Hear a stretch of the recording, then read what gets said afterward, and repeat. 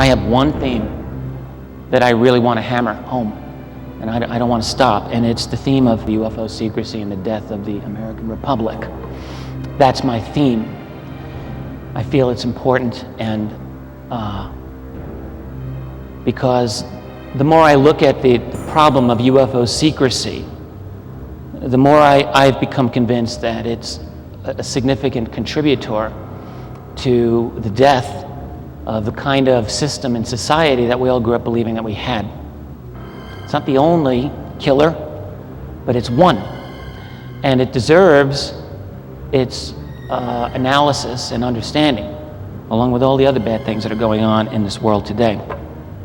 And so that's what I wanted to talk about. And indeed, the theme that I'm dealing with today, I call it How UFO Secrecy Has Damaged Intellectual Life in Society, or Life in Society. It's basically new information. What never fails to amaze me regarding this topic, by the way, is how marginalized UFO research is. We all know this. But no matter how you look at it, whether from the point of view of pop culture or from the halls of academia and science, this is a topic that don't get no respect.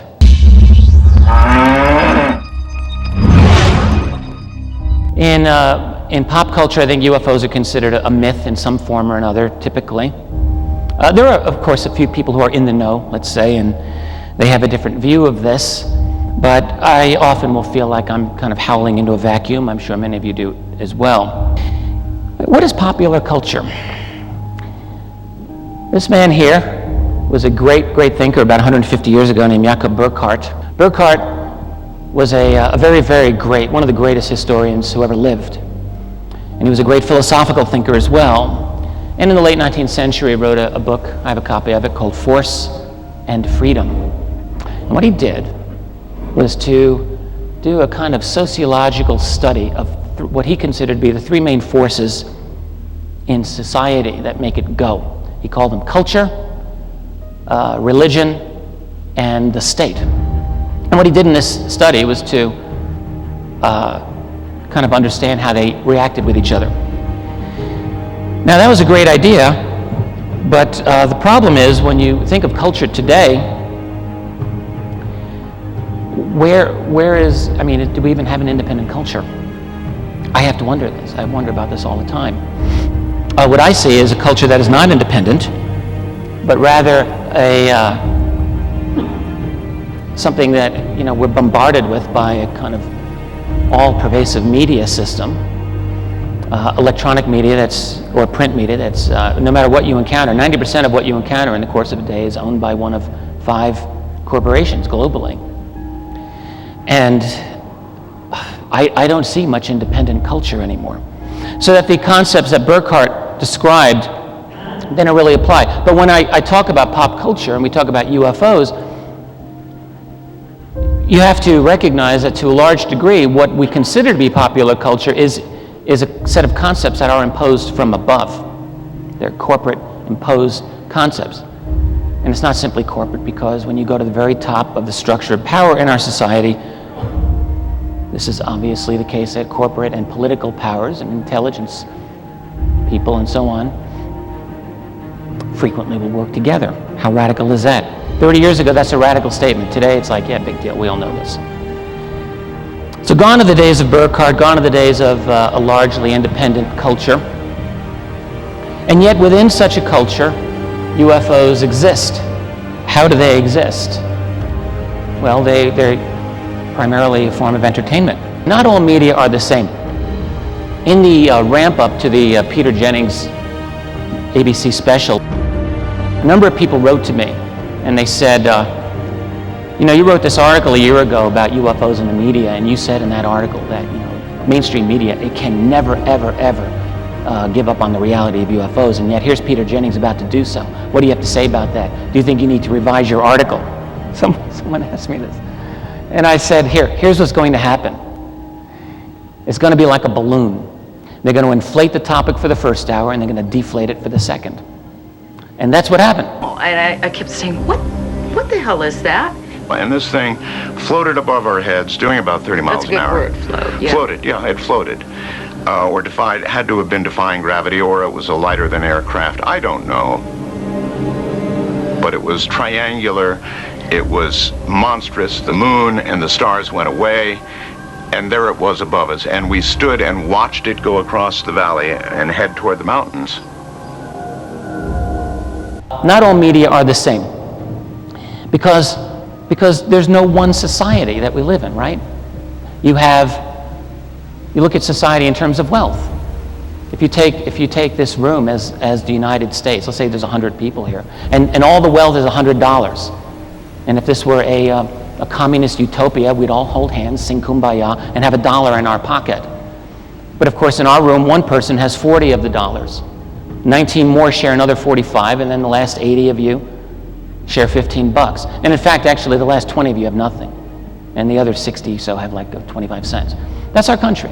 That's most countries. A Harvard business professor and economist asked more than 5,000 Americans how they thought wealth was distributed in the United States. The ideal is as far removed from our perception of reality as the actual distribution is from what we think exists in this country. Here's that ideal we asked everyone about. Something like this curve.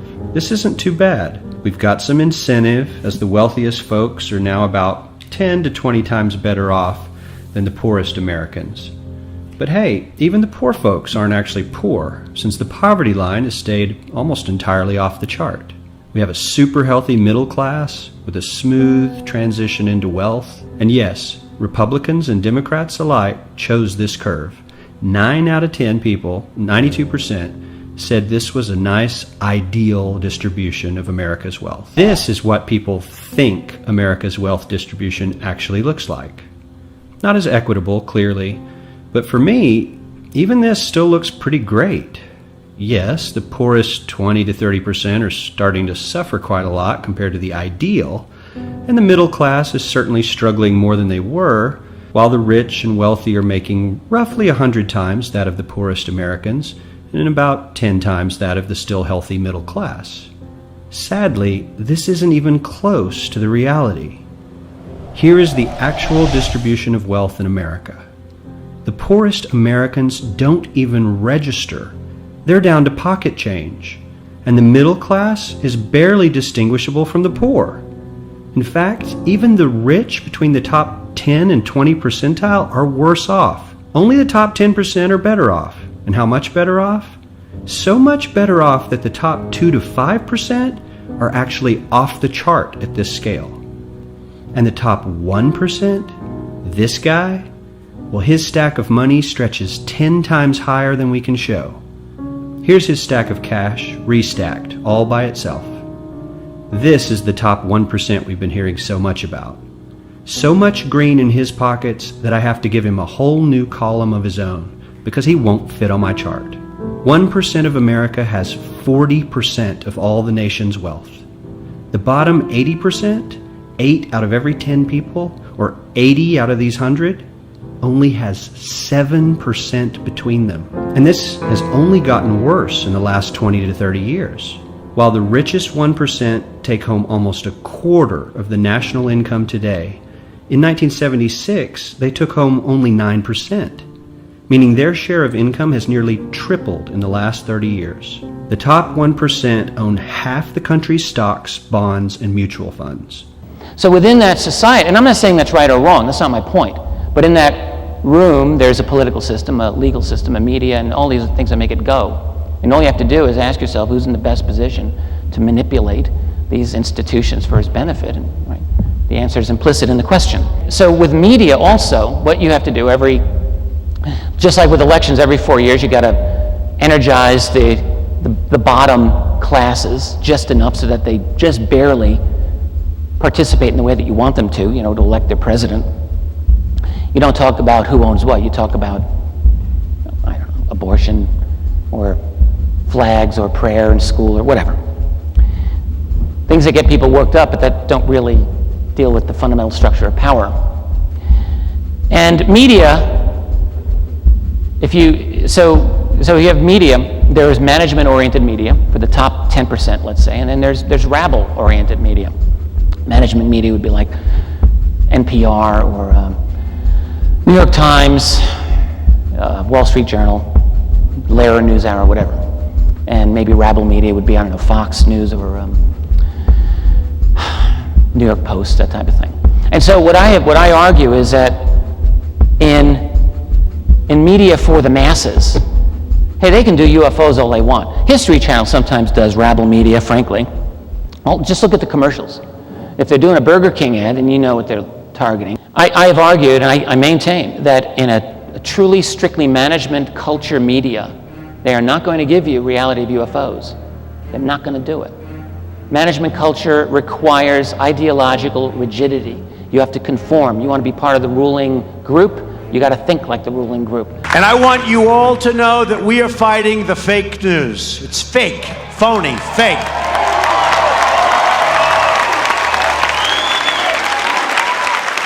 A few days ago, I called the fake news the enemy of the people, and they are. They are the enemy of the people.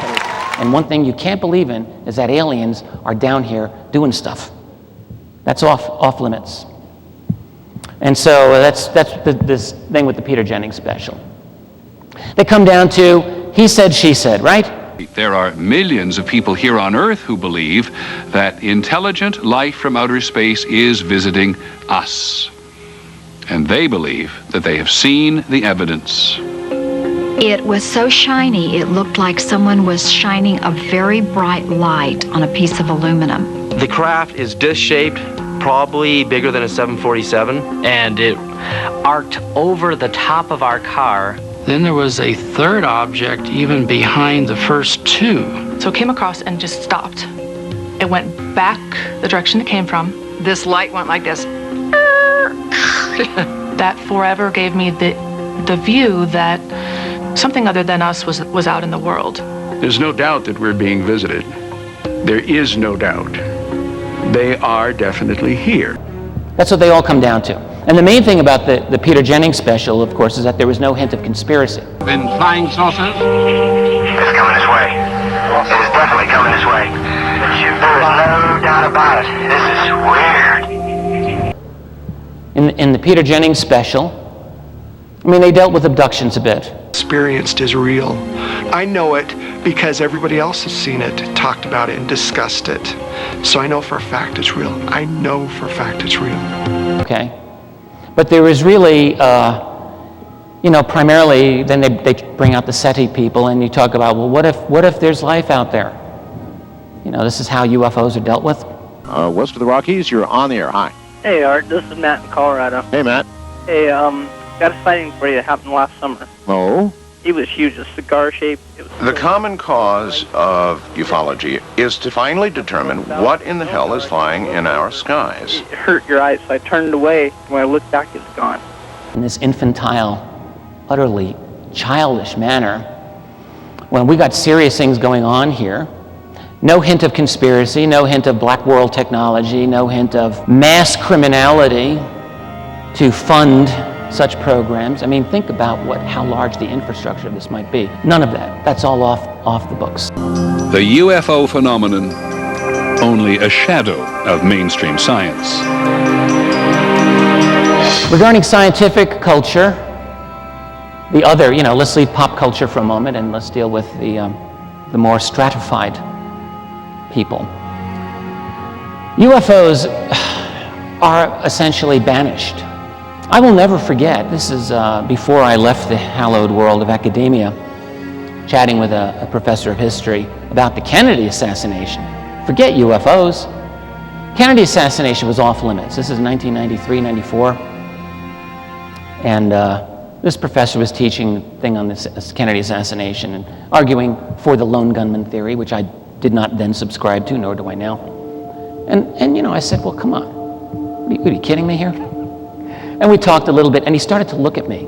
I could recognize the look, and the look was, oh, you're a conspiracy theorist. And I stopped, That's Kennedy.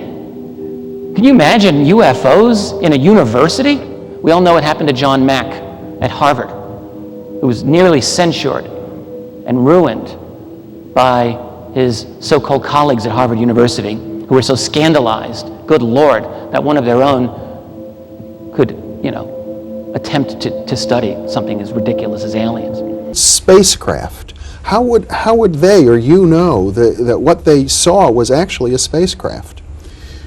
Often the person has not actually seen the spacecraft, but often they have. A number of these cases, when they're floated through the wall of their home, through the window, through the door. Again, so many of the details of these experiences make no sense in our kind of the Newtonian, Cartesian, Western, whatever you want to call it, notions of reality, and yet the stories are consistently described with, again, the self-critical attitude that the people have. And they may see a typical unidentified flying object, a saucer-shaped or cigar-shaped vehicle on the ground of their home, emanating bright lights, or they may be taken by a small craft up into the sky to a kind of mothership, which they see very clearly. So many of them actually see the UFOs that and the insides are so uniformly described with rounded, curved walls and complicated instrument panels that it's become clear that it's some kind of craft in the sky, which they would naturally call a spacecraft. I think people would naturally draw that inference, but to me it's still an inference. I think you might agree, we don't really know exactly what these things are. So within this culture, and this is management culture, right? This is elite management culture, which is why ideological rigidity is so necessary. If you're going to rule, you've got to be part of the club. Hence the intense fear to this subject. It's not that they're all in on it.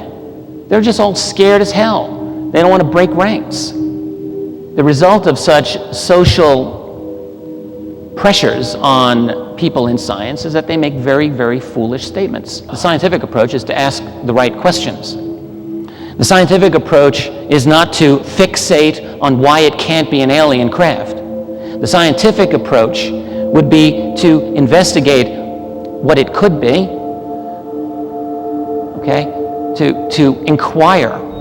It is inconceivable to me, as somebody who served in the Ministry of Defense for 21 years, that one could receive credible reports and then dismiss them without some form of proper scientific investigation. The point is that the banishment of UFO from the world of science and academia causes a lot of stupid things to be said by people with otherwise, very nice credentials. It's definitely crazy to spend $22 million to research UFOs. Pilots are always going to see things that they can't identify, and we should probably look into them. But to identify them as UFOs, to target UFOs to research, that is not the priority we have as a national security matter right now. But the thing is,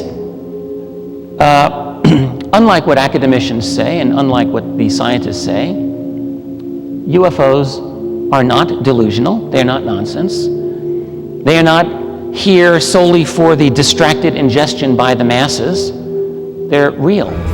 Back in the early 80s, it was my job to confuse the UFO community. Those type of people you can convince that, listen, you can't tell anybody else about this because this, you're getting in the wrong hands.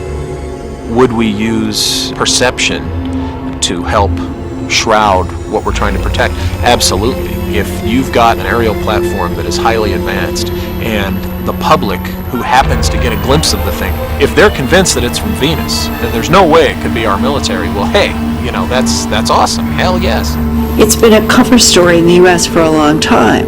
Tell the media, tell anybody who will listen, that they're using UFOs to cover up advanced technology, when the truth is exactly the opposite of the words. There are some things that we can say very confidently. There are some things that we can't say quite as confidently. What we can say with absolute confidence is that the UFO phenomenon has involved real technology doing real things that are not supposed to be possible. Commander David Fravor still can't explain what he says he saw that day. November 2004, the Navy fighter pilot was on a training mission west of San Diego when he was ordered to check out something in the water not far away. On a clear day, over a smooth ocean, he saw the object, waves breaking over it, and says he saw something hovering above it. It's randomly moving north, south, east, west, just random. Just stopping, going the other direction, like you could do with a helicopter, but a little bit more abrupt. It looks like a 40-foot-long Tic Tac with no wings. Fravor says he and his four-man team tracked the object for several minutes until it just disappeared. Tonight, CNN has learned the Pentagon had a secretive program to research UFOs like the one Fravor spotted. The project was called the Advanced Aviation Threat Identification Program, run by an official named Luis Elizondo. I think this is a national security imperative. We have clear things that we do not understand how they work, operating in areas that we can't control. And that's quite a lot right there. But there's more. This technology, since at least World War II, has engaged in a confrontational and at times provocative manner with U.S. military forces and with military forces of other nations on many occasions. It's involved airspace violations. It's involved alarmed responses. It has elicited the concern of some of the highest-ranking individuals within the military and intelligence community in this nation. We've been able to explain them as hoaxes, as erroneously identified friendly aircraft, as meteorological or electronic phenomena, or as light aberrations. It is this group of observations that we now are attempting to resolve. With all due respect to the Air Force, I believe that some of them will prove to be of interplanetary origin. So whatever these objects are, they are a matter of national security. That we can say with absolute confidence.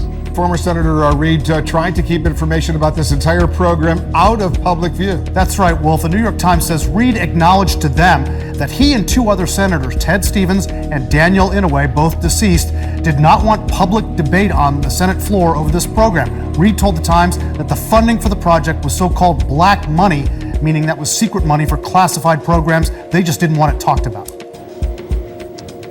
We can thank the Freedom of Information Act for a lot of this knowledge. In particular, for a relatively brief period in American history, and I say the late 1970s up until about 1982, the Freedom of Information Act enabled researchers to obtain official documents from government agencies, which clearly demonstrated this. I'm not saying FOIA died after 1982, but Ronald Reagan did push through an executive order in 1982, April of 82, that significantly undercut the user-friendly nature of Freedom of Information Act. The recent flurry of espionage indictments and convictions expresses our unwillingness to tolerate betrayal of the special trust given to those who guard the nation's secrets. Freedom of Information Act, you know, it's had its ups and downs, and it's in a down phase right now.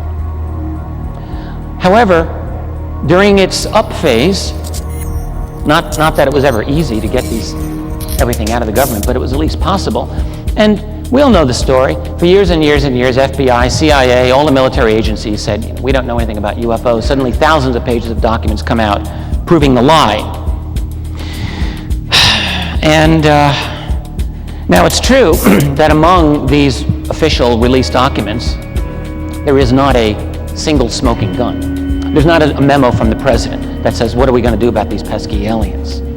I'm talking about officially acknowledged documents that the government says, well, yeah, those are ours, okay? And if you look at those, you've got many of these that are, as I say, one cut below the actual smoking gun. They're amazing documents. They describe utterly awesome military encounters with the unexplainable. The Robertson panel was a group of scientists, radar experts, nuclear physicists, people that were brought together by the CIA to try and figure out how to deal with the UFO problem. The objective of the Robertson panel was already determined before they stepped into that room and started deliberating what that evidence showed. Many experts now look at the documents and say, well, they really weren't doing their job as true investigators. They were collecting these reports, analyzing them, and pretty much dismissing them one at a time. Weather balloon here, swamp gas there, the planet Venus over here. And they were just completely dismissing anything that came in. This one I consider to be a very significant one. This is from Kirtland Air Force Base in New Mexico from January 31st, 1949.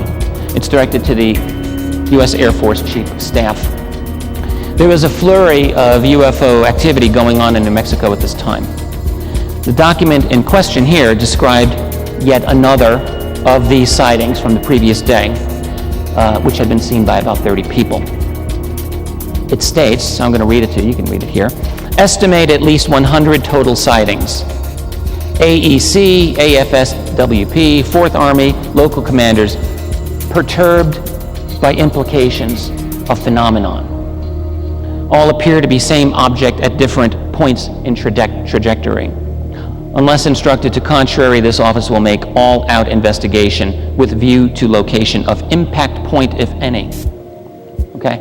All these agencies perturbed by implications of phenomena? That's pretty heavy stuff. Then there's an FBI memo from the same period, in fact, the same day. Same day that the Kirtland memo was issued, we have an FBI special agent sending a memo to FBI Director J. Edgar Hoover. This is a famous memo. It states that the matter of UFOs was considered top secret, that's a direct quote, by intelligence officers of both the Army and Air Forces. Nothing more needs to be said on that right now. That states enough. Then we have this. A 1950 confidential memorandum with the heading Flying Discs. This is a remarkable, brief little document. And because it's so brief, I want to read each sentence kind of very carefully, so you can hear it carefully. Since July 30th, objects round in form have been sighted over the Hanford Atomic Energy Commission plant. Okay? Next. These objects reportedly were above 15,000 feet in altitude. Air Force jets attempted interception with negative results.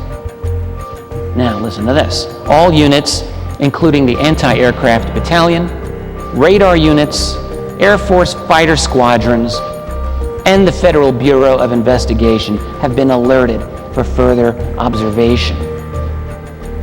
Next. The Atomic Energy Commission states that the investigation is continuing and complete details will be forwarded later. There's a lot of evidence that points to what I call a clandestine group, people who have some quasi-affiliation with government and use certain government facilities, but operate in a rather very stealth and secret way that is not generally under high-level governmental control, as far as we can tell. Yes, there has been ET visitation, and may continue to be. There has been craft that have been recovered. There has been a certain amount of reverse engineering that has allowed some of these craft or some components to be duplicated, and that there are humanoids from our planet, Earthlings, who are utilizing some of this equipment in certain ways, and that perhaps a large part of the activity that's classified as UFO activity, abductions and a whole host of this type of activity, may very well not be due to ET activity at all. I would suspect if any is due to ET activity, it's a rather small part, and that a larger portion is due to humanoid type activity. Of the thousands of UFO-related documents that we have gotten through the Freedom of Information Act, only the smallest handful of highly censored documents were actually top secret. The rest were typically classified as either restricted or confidential, or at most secret. And these are all lower levels of secrecy, in other words.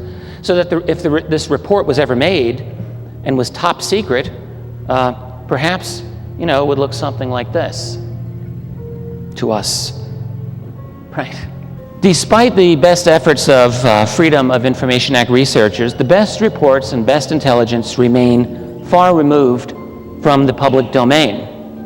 Despite what people had hoped back in the day, the glory era of the late 70s, the Freedom of Information Act has not turned out to be a magic bullet. It's also fairly obvious that UFO secrecy involves classifications higher than top secret. You have higher classifications themselves are classified. Who knows how far they go?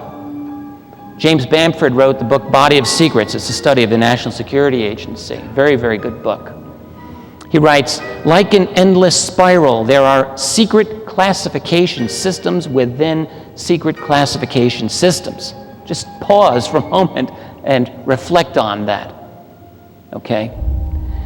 Now, what we do know is that a Canadian government official back in the 1950s, Wilbert Smith, wrote in 1950, many of you know this, he said he had made discreet inquiries through the Canadian Embassy staff in Washington and learned that the subject of UFOs was, quote, the most highly classified subject in the United States government.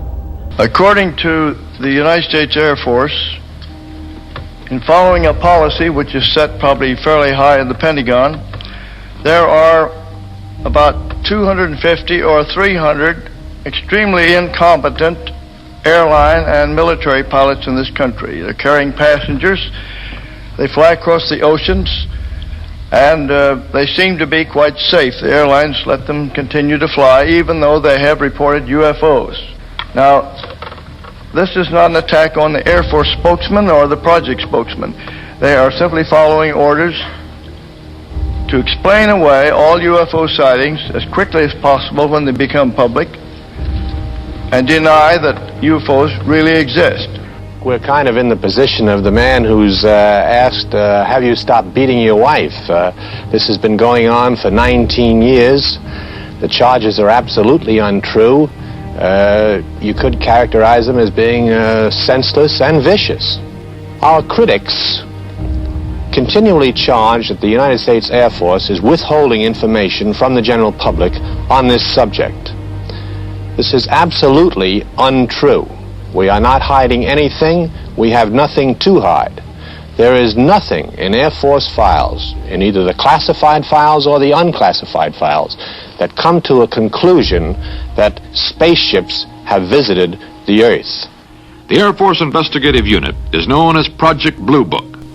UFO reports, hoax or serious sightings, wind up here at Wright-Patterson Airfield in Dayton, Ohio. It has studied over 10,000 UFO sightings and found explanations for most of them. We have a situation in West Virginia. A family reported seeing something falling from the sky. I'll get down there right away. I need you to meet someone first. Name's Dr. Alan Hynek. You want me to investigate flying saucers? I want you to help me prove to the public the truth. They don't exist.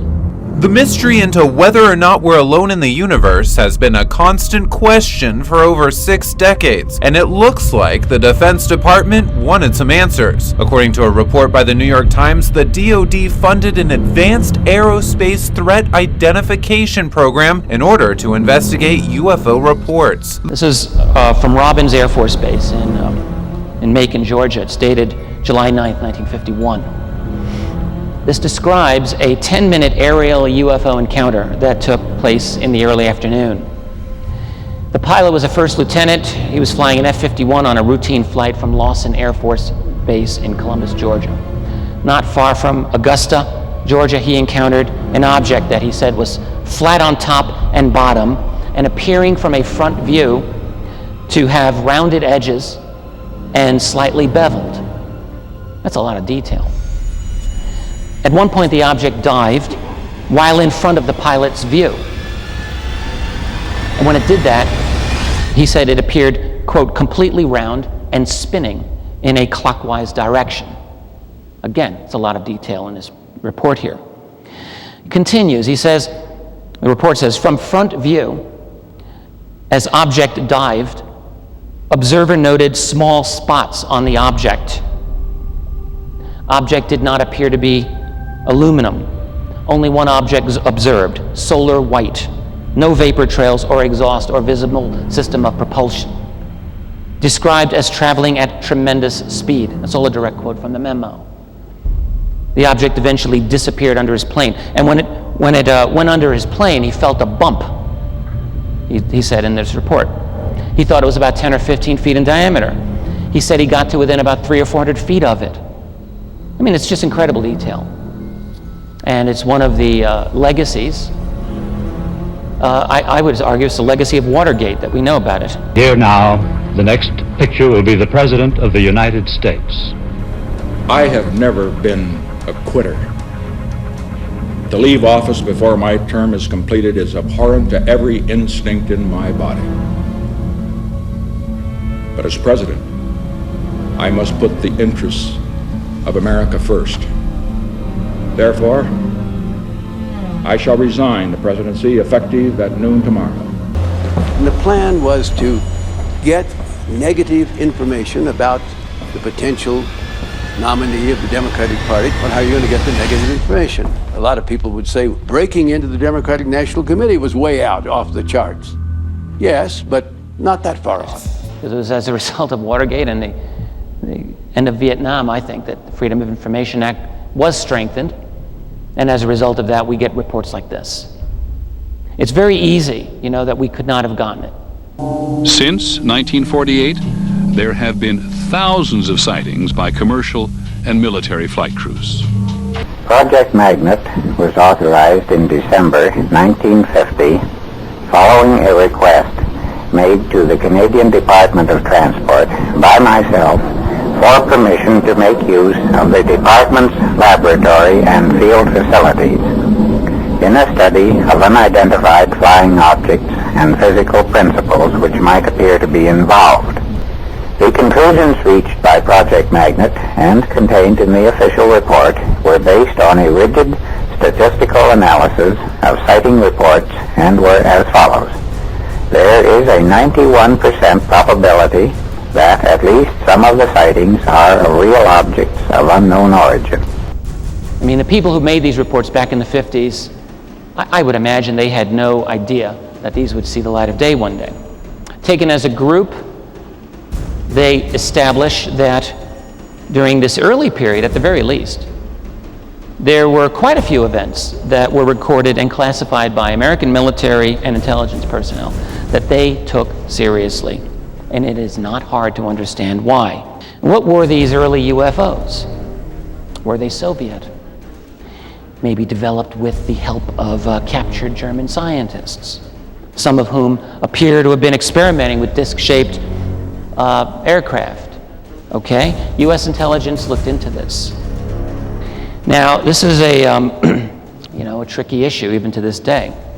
Regarding the Soviet part of it, the answer seemed to be no. It seems to be no to me today as well. In other words, did the Soviets invent flying saucers after World War II or during World War II? Doesn't look like it. What about the Americans, though?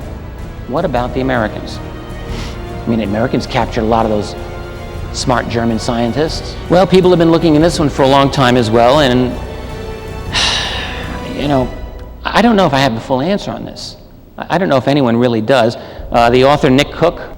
Nick Cook was the senior aviation editor for Jane's Defense Weekly. It's about as mainstream conservative elite as you get. In spite of Air Force intelligence claims there was nothing to worry about, the US Air Force was actually taking UFOs very seriously indeed. And he looked into this. And he wanted to know, did the Germans create flying saucers? In his field, he said, we call it the legend.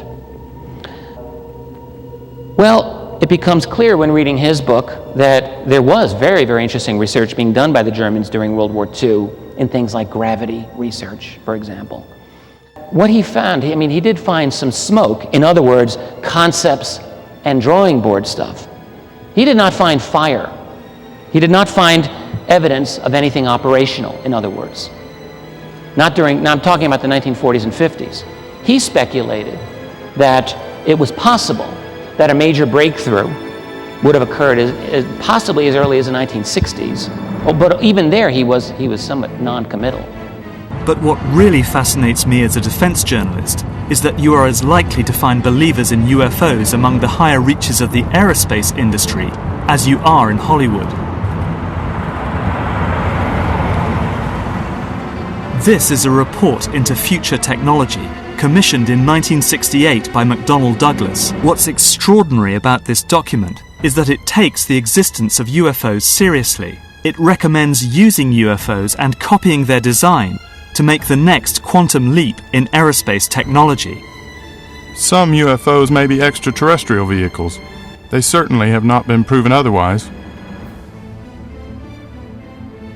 The existence of extraterrestrial vehicles indicates vehicles could be built which would have capabilities quite useful to McDonnell Douglas Corporation.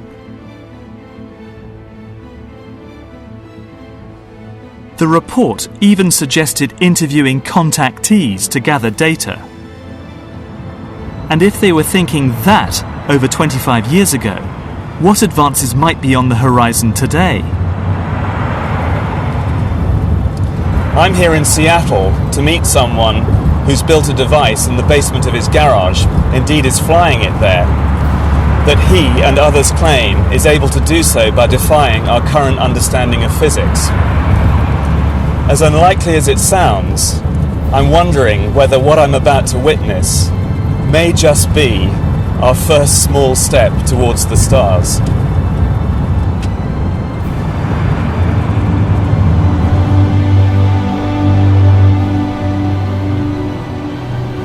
This strange device is made of balsa wood and glue and covered in a layer of aluminium foil.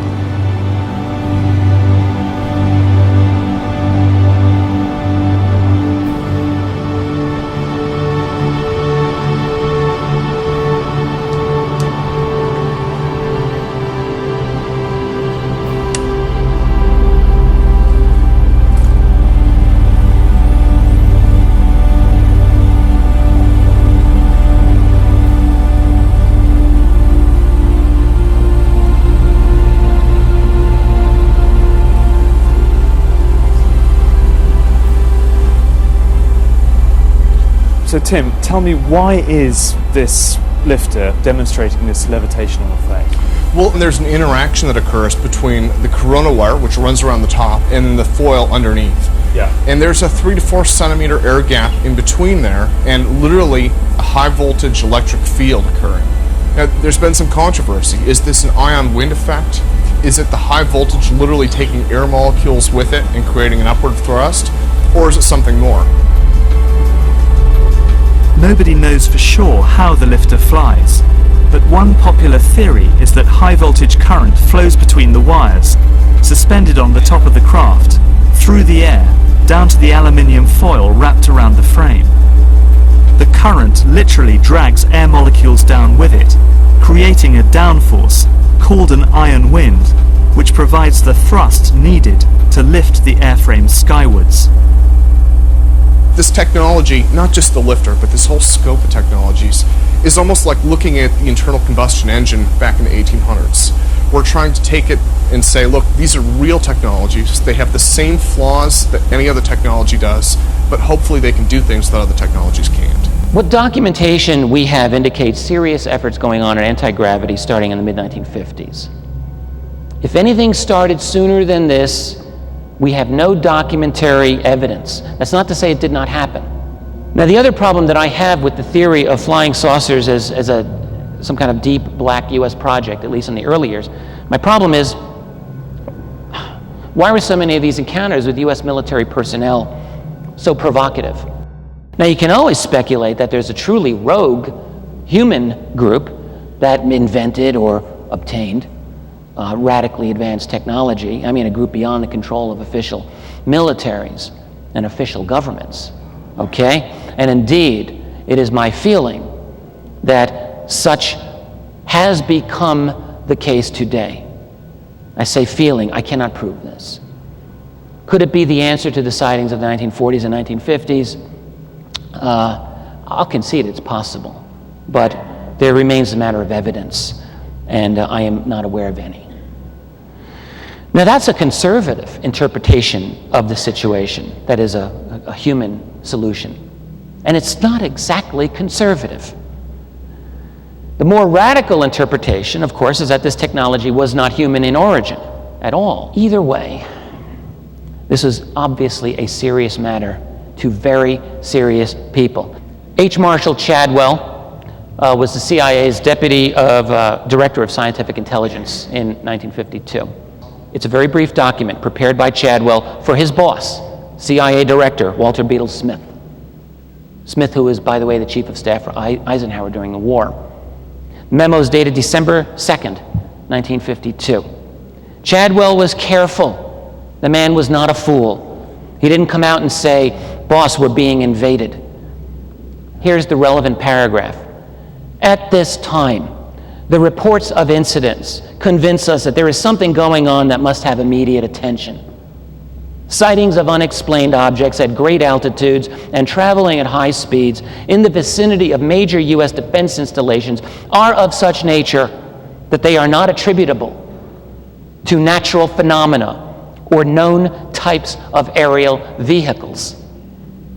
Wow. It takes your breath away. Not natural phenomena, not known types of vehicles, and not apparently U.S. manufactured. Didn't seem like it in that memo. Didn't appear to be Soviet. So what does that leave you with? And it leaves you with someone's technology snooping around American airspace. This is clearly a matter of grave concern to the decision makers of America's defense and intelligence policy. With that in mind, we must assume that the public statements repeated over and over and over, that flying saucers exist only in the imagination, they're nothing to them, hoaxes or misidentifications of natural whatever, okay? That these are intentional acts of deception. Intentional acts of deception. Now, you can defend that if you wish. You can say the government's trying to prevent mass panic, if you want to do that, or hide its knowledge from the Soviets, okay? Or maybe something else equally portentous, all right? But before you draw that conclusion, let's go a little further. Now, the Freedom of Information Act documents, as important as they are not the whole story. Unfortunately, we're a bit of a handicap here. I just can't walk into the Pentagon and say, hey, can I take a look at these things? Can't walk into CIA. When President Obama came into office, he promised that his administration would be one of the most transparent ever. Transparency and the rule of law will be the touchstones of this presidency. And we've put in place higher standards of transparency.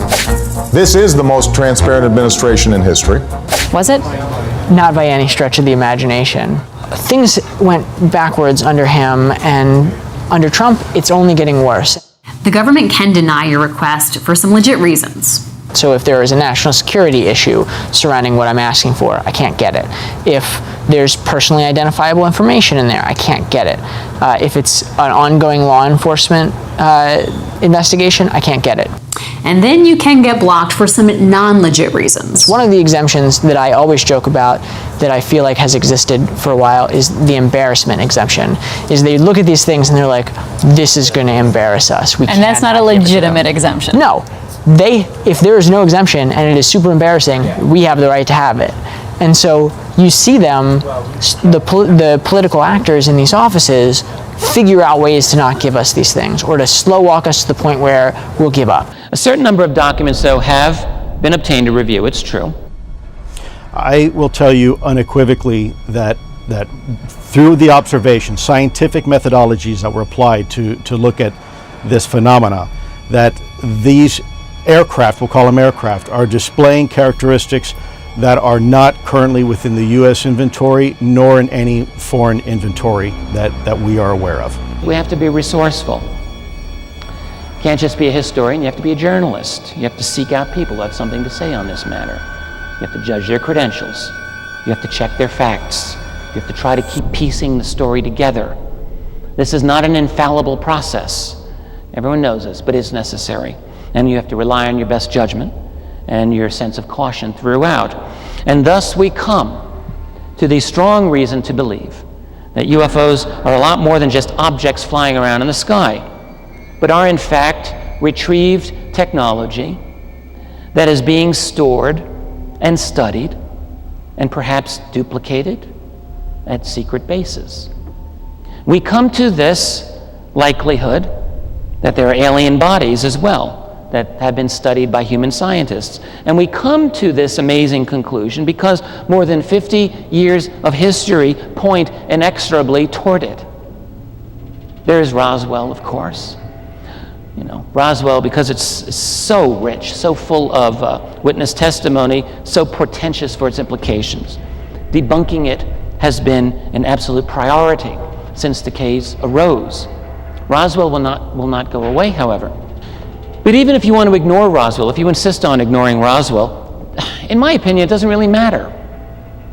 There have been multiple retrievals of UFO technology by the U.S. military, many in which U.S. military teams worldwide have been retrieving what are genuine UFOs. People have leaked information about this from time to time. Now, just a short time ago, Senator Reid responded to CNN saying he's, quote, proud of this program and its groundbreaking studies. Speak for themselves, he says. Reid says it's silly and counterproductive to politicize the serious questions raised by the work of the UFO program. The head of that aerospace firm, Robert Bigelow, did not respond to CNN's multiple requests for comment by our deadline. Wolf? Brian, there's also information that former Senator Reid tried to keep information about this entire program out of public view. That's right, Wolf. The New York Times says Reid acknowledged to them that he and two other senators, Ted Stevens and Daniel Inouye, both deceased, did not want public debate on the Senate floor over this program. Reid told the Times that the funding for the project was so-called black money, meaning that was secret money for classified programs. They just didn't want it talked about. I mentioned Wilbert Smith a little while ago. Well, he made another remarkable statement on this. He said, shortly before he died, in the very early part of the 1960s, Smith said that during the great wave of UFO sightings in 1952, U.S. military shot off a piece of a flying saucer near D.C. He said that the U.S. Air Force had loaned him a small piece for a very short time, in his words. He showed it to his friend, U.S. Navy Rear Admiral H.B. Knowles. When Smith was asked if he returned the piece to the Air Force, he replied, he said, not the Air Force, much higher than that. He was asked, well, was it the CIA? And he chuckled, and he said, I'm sorry, gentlemen, I don't care to go beyond that point. I can say to you, it went into the hands of a highly classified group. You will have to solve that problem, their identity, for yourselves. But let's talk a little bit about Edgar Mitchell. He's talked publicly about this for a couple of years. I'm not telling you anything he hasn't said. He has said that he has more than one elite connection. Now look, when you're a moonwalking astronaut, who's not going to want to talk to you, right? So you can basically talk to anybody you want. He said two of these very elite individuals confirmed to him independently of each other the existence of deep black programs to study alien technology and bodies. Over the last 50 years at least, and more, a great deal of secrecy surrounding the so-called UFO event. It's a very complex subject. We're not dealing with something that's very simple here. If we take well, we have sightings of all sorts. We've been reported thousands and thousands of sightings for 50 years or so. Large numbers of those sightings are indeed misperceiving natural phenomena in some way. But a large number of them are not misperceiving. They seem to be well-documented events that represent flying craft that do not match anything we have in an earthbound arsenal. This is a woman who is the former Assistant Secretary of Housing and Urban Development under the administration of George Bush in the early 1990s, 41st President, Poppy Bush. This is Catherine Austin Fitts, who, after leaving government, has become, in my opinion, one of the leading analysts of the black budget. She wrote a great article called What's Up with the Black Budget. I would encourage every one of you to read it. Just Google it, you'll find it. She described a meeting. Listen to this. She described a meeting she had in 1998. This is after she left the Bush administration, right? With John Peterson, who was head of the Arlington Institute, a very important military think tank, okay, in Washington. We're living at a time of extraordinary, unprecedented change. In almost any dimension, any sector that you look at, you see exponential, amazing kind of change, unlike anything humanity and this planet has ever seen before. My guess is that you probably have breakthroughs in terms of anti-gravity and levitation and other such things, because you can't sustain the kind of this rate of change and where this is all going without having big breakthroughs across everywhere. She says, according to that he asked her to help him on a high-level strategic plan that the Institute was working on for the Undersecretary of the Navy. Here are her words to the meeting. There's Catherine Austin Fitts. I'm going to read it to you. She says, I met with a group of high-level people in the military in the process, including the undersecretary. According to John, the purpose of the plan discussed in front of several military or retired military officers and former government officials was to help the Navy adjust their operations for a world in which it was commonly known that aliens exist and live among us. John asked me if I would like to meet some aliens. John asked me if I would like to meet some aliens. For the only time in my life, I declined an opportunity to learn about something important. I was concerned that my efforts with Arlington could boomerang. I regret that decision. People have asked John Peterson to confirm this, and he will not confirm this meeting. During and immediately after World War II, U.S. military personnel began encountering exotic, unconventional, and extraordinary craft. It quickly became apparent to the best and brightest minds that these did not come from the Soviet Union. They did not come from here. They figured it out. They certainly concluded that the true UFOs did not come from our civilization. Hardly willing to share this information with others, secrecy became the rule. Now, at some point very early on, alien technology and bodies were recovered. It would be of paramount importance to determine several things as quickly as possible. A, the intentions of these others, whatever they want. B, how to exploit their technology. C, how to keep the information away from undesirable groups, which I guess would be just about everybody. Now, the reason for secrecy is going to be a lot more than just preventing mass panic or stopping you from jumping out of your window. Okay? It's not for public protection. I just do not believe this. Maybe in the beginning, maybe in the very beginning, there was a kind of War of the Worlds fear scenario, like what happened with Orson Welles. Maybe people were afraid of panic. But you know what? Secrecy grows its own tentacles, and it develops its own reasons for self-preservation. And I believe that by the 1950s, it's quite possible that the office of the presidency was beginning to lose control over UFO secrecy. I mean, imagine being one of these people charged with managing the UFO problem. Okay, you've got to keep it secret. You have to keep it so secret, you have to basically hide it from yourself, in a way. There's layer upon layer of deception that follows, false cover story on top of false cover story. We can assume that the technology itself would have to be amazingly advanced, maybe hopelessly so compared with maybe what we had in 1950. But maybe, maybe after a few years, one clever scientist comes up with a really cool idea based on one aspect of the recovered technology. Not only an incalculable technological advantage in the Cold War, but hey, hell of a ground floor investment opportunity. And over the years, much of the UFO information would have gone, I think, to private channels. Good way to keep secrets. It's immune from government, from public inquiry. It becomes proprietary.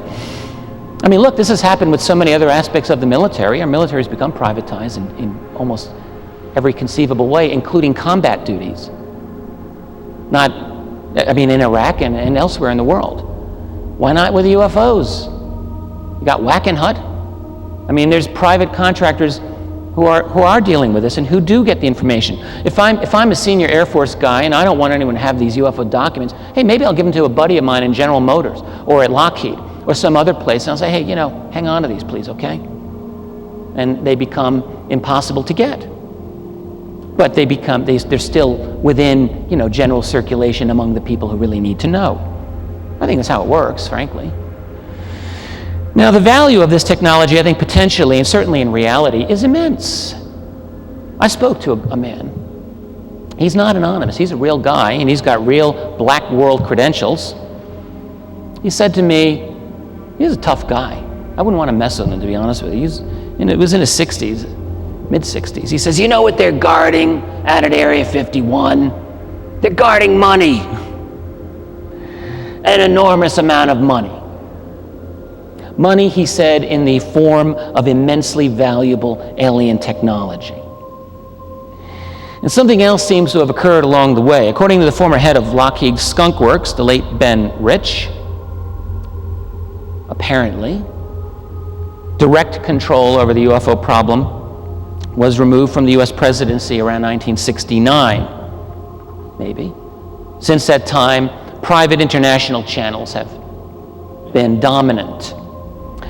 Who can confirm this? No one. I can't confirm this. But it would be consistent with the ascendancy of international corporations and international elites over most other aspects of global power. Why not this?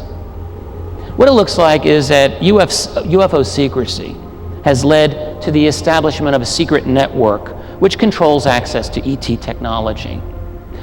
The network is international, but it uses substantial resources of the US black budget and other secret military groups as a primary tool to engineer exotic technologies that enable it to maintain scientific, military, and economic superiority. Yes, that's what it looks like. So we need to re-examine the major events of our history, and we need to try to understand them in light of this. UFO reality makes our actual history vastly different from what we have been taught in the standard books.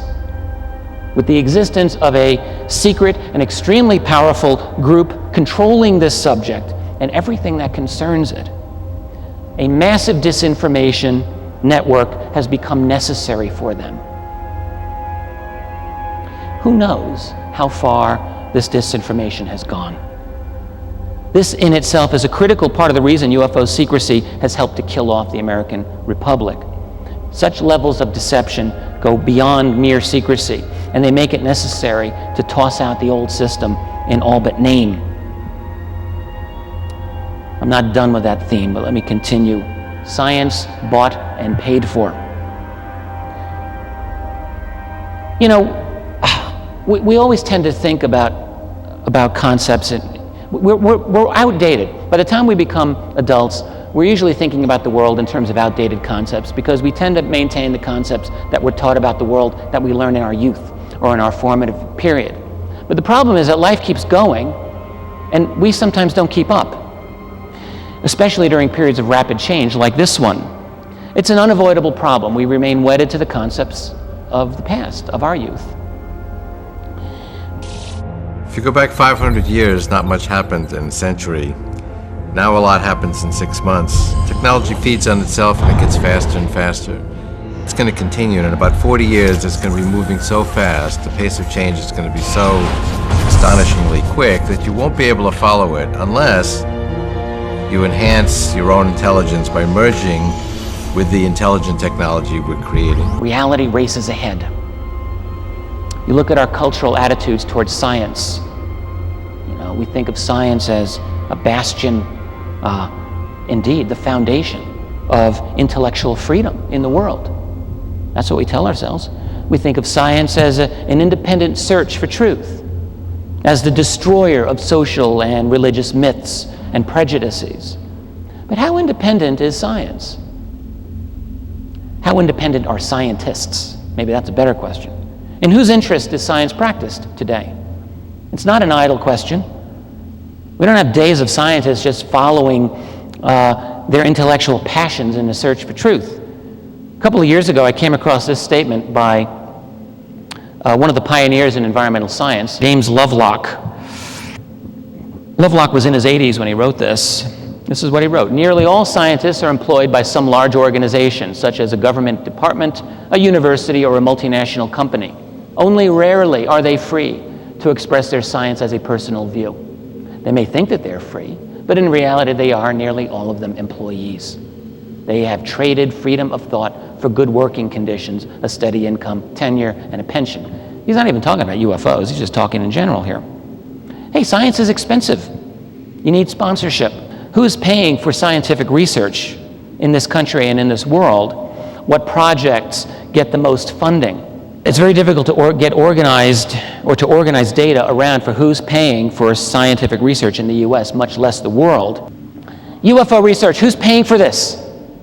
US federal budget, fiscal year 2006 is $2.5 trillion, guys. How much goes to UFO research? That's a zero. Zero. Now, black budget, different story. Different story. I don't know how much money is going to it. I'll bet you a lot. And what is the black budget? Catherine Austin-Fitts talks about this at great length. I really encourage you to search her, go to her website, and read about this.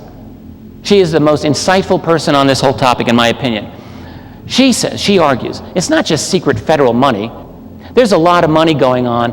You've got, just before 9/11, Rumsfeld's before Congress trying to explain why $1.1 trillion was unaccounted for.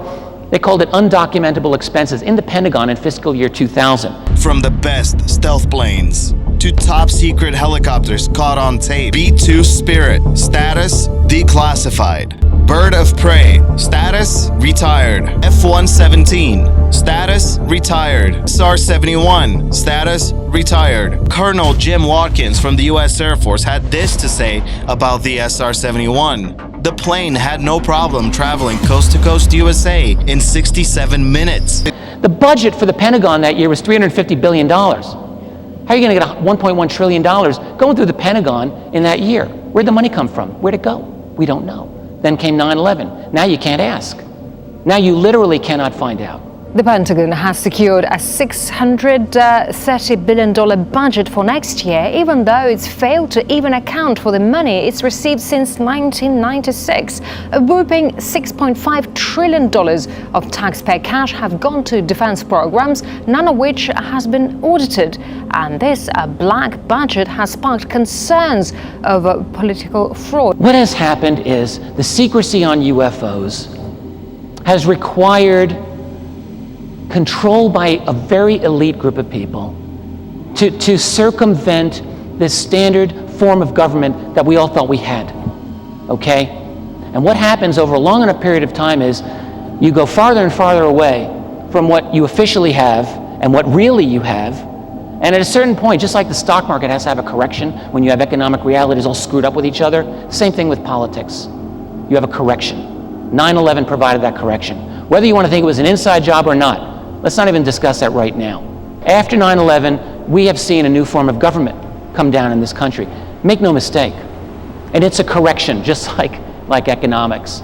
Because the real form of government had already gone so far beyond what we thought we had, that the correction was necessary for those who rule.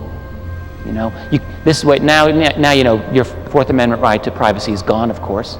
Maybe it was gone before 9/11, but now it's officially gone, and things like that, okay? It's not like the government wasn't doing all kinds of bad things before, but now they're just allowed to do it more officially. I think of the analogy, very, very strong analogy with the old Soviet Union.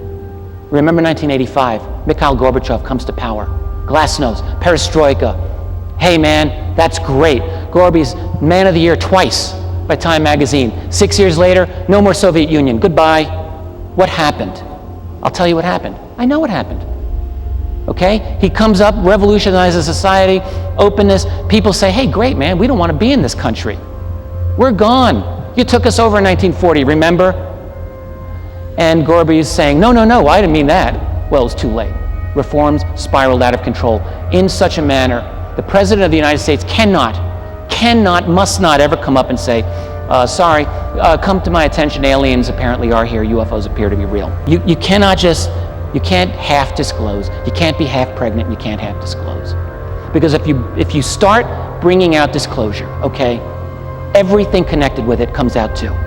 The massive illegality, that what appears to be connected to UFO secrecy is going to come out. It's going to come out. And when that comes out, all hell is going to break loose. That's not a reason not to do it. That's a reason to do it.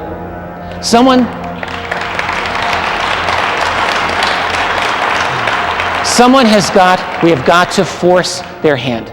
That's what good research is all about. That's what I am trying to do. That is what other good people here are trying to do. Thank you very much.